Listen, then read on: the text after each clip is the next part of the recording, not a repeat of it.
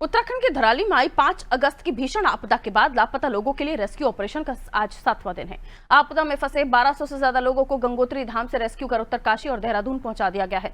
इसमें धराली हर्षिल गंगोत्री के स्थानीय लोगों के अलावा उत्तराखंड के लोगों के साथ ही अन्य प्रदेशों के तीर्थयात्री भी शामिल थे।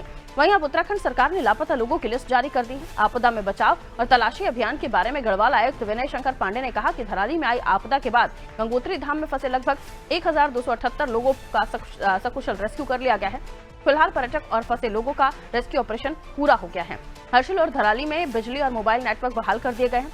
वैली ब्रिज को बहाल कर दिया गया है और शाम तक सड़क संपर्क पूरी तरह से बहाल हो जाएगा।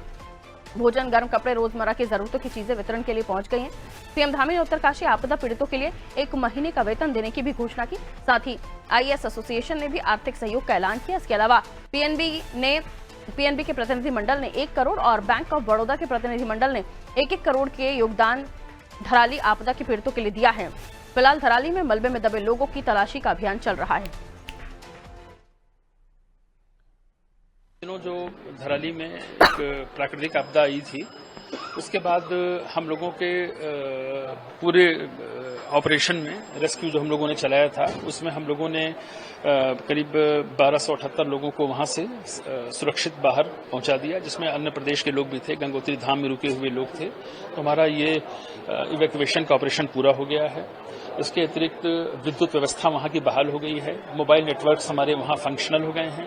रोड की भी एक मेजर ब्रेक थ्रू हमको मिला कल, और हमारा जो पुल था वैली ब्रिज, वो रिस्टोर हो गया है। सड़क का काम तेजी से चल रहा है। कल शाम तक उम्मीद है कि हमारी रोड की कनेक्टिविटी भी बहाल हो जाएगी। अब मेजर 2 और खाद्य सामग्री जो गांव में पहुंचनी थी पर्याप्त मात्रा में पहुंच गई है। कपड़े, गर्म कपड़े और दैनिक उपयोग की वस्तुएं सब वहां पर पर्याप्त संख्या में पहुंच गई है। जिलाधिकारी लगातार वहां बने हुए हैं। पूरे जो हमारे इस ऑपरेशन को और लोगों को सहायता देने का काम कर रहे हैं। मुख्यमंत्री जी द्वारा जो 5 लाख की सहायता की घोषणा की गई थी, उसके भी वितरण का कार्य आज प्रारंभ हो गया है। राहत और पैकेज के लिए एक 3 सदस्यीय कमेटी, जिसकी माननीय मुख्यमंत्री जी ने घोषणा की थी, वो भी आज। तो 5 अगस्त को आई धराली में प्राकृतिक आपदा, भीषण आपदा के बाद 1200 लोगों का रेस्क्यू करके उन्हें अलग अलग जगहों पर शिफ्ट किया गया है। और इसके अलावा अब वहां पे कुछ चीजें और बहाल करने की कोशिश की गई है, जैसे मोबाइल नेटवर्क्स की बात की जा रही है। और कुछ अनुदान भी जो लोगों की तरफ से पीएनबी और बैंक ऑफ बड़ौदा की तरफ से मिला हुआ है, उनसे भी मदद मिल पा रही है। खुद राहत कोष जो सरकार का, वहां से मदद मिल पा रही है। लोगों का जीवन फिलहाल पटरी पर नहीं आएगा, लेकिन इसकी कोशिश की जा रही है। सोनू हमारा सहयोगी हमारे साथ जुड़ रहे हैं, उनकी तरफ हम रुख कर लेते हैं।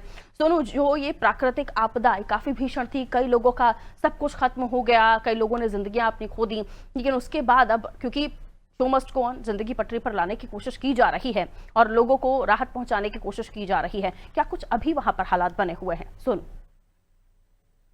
देखिए, अभी चुनौती जरूर है।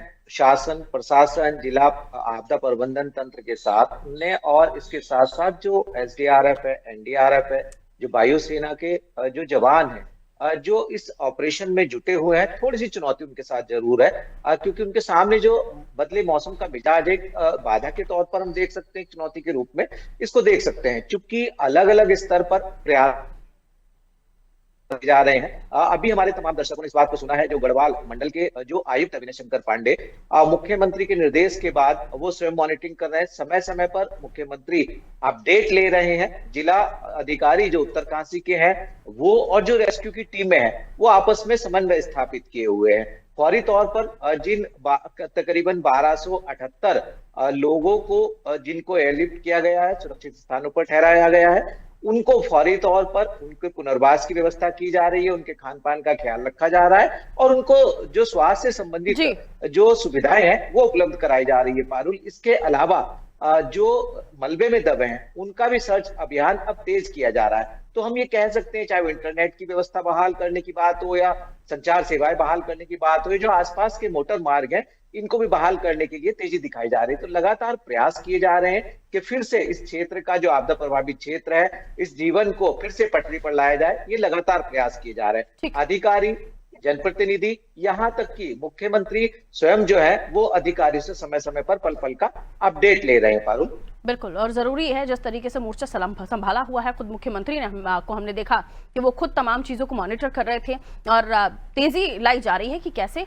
अब लोगों को राहत भी मिले, उनकी जरूरतें पूरी हो सके, चाहे वो सेहत से जुड़ी हुई हो, चाहे उनके खान पान से जुड़ी हुई हो और पहनावे से भी, क्योंकि वहां पर अभी भी जाहिर सी बात है उत्तराखंड की हम बात कर रहे हैं तो गर्म कपड़ों की आवश्यकता होती है, उन चीजों की भी पूर्ति की जा रही है। बहुत शुक्रिया सोनू जानकारी के लिए।